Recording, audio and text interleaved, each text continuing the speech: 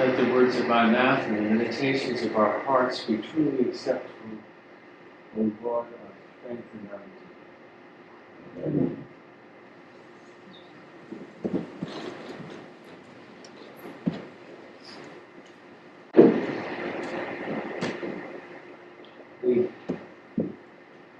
One of our bishops, Mary Glasspool, writes a nice page for us every week. And she is very good with it. This week she said, well, you know, I'd like to be a fly on the wall this Sunday and hear all the things that come out of people's mouths as they preach on this particular subject in an election season. That's my parenthesis. That's what she was saying, of course. And she said, I get to preach too. I'm so delighted. Wouldn't it be nice if we were able to sort of can this thing properly and to be able to give great words about who to vote for, or something like that? And I'm sure that the fly on the wall would be very excited about some of the things people presume to say on a day like this. With the reading like this, it's just right for that. And yet, of course, what Mary was saying and what we all would have to say is, you just can't do it.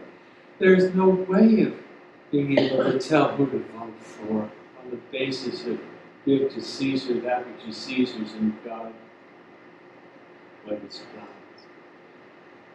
It's just too complicated.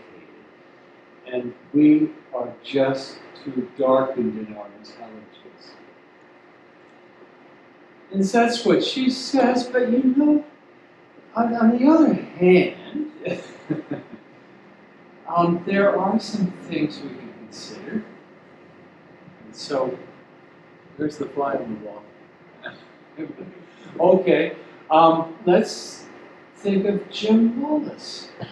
I don't know, again, I might be reminding you, or I might be just informing you about Jim Wallis. I'm a fan of his, but many are. He is the one who founded Sojourners, which is an interesting evangelical publication with a liberal slant. Oh, here I go again. Use that word. All right. But he wrote this book about more than a decade ago, I suspect by now, called God's Politics. Whoops. Maybe God has a politics? That's interesting. And one of the great themes of that book, and it became very popular, is that yes, indeed, God has a politics. There's a preference for the poor. In other words, God would say, maybe render to Caesar that which is Caesar's, but maybe Caesar should be legitimate. That's an interesting point. And so he says that the prophets are the ones who articulate God's politics. And Jesus being the greatest of the prophets. Isn't it interesting that the Bible, especially the Old Testament, is a book that was so self-critical of its own people? Can you imagine an American history that's self-critical? I think so. I mean, it's a great country, but I don't think that history writers tend to be critical about it. But I mean, as much as the Israelis were. I mean, the Hebrew people had prophets. Listen to this particular prophet, Jeremiah. He wrote about the son of King Josiah. Josiah was a wonderful king before the exile. He was a very good king who realized that his country had fallen short of God's law.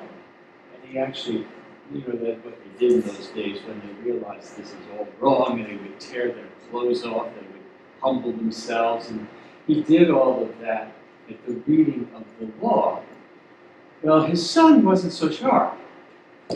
His son, in fact, was pretty bad.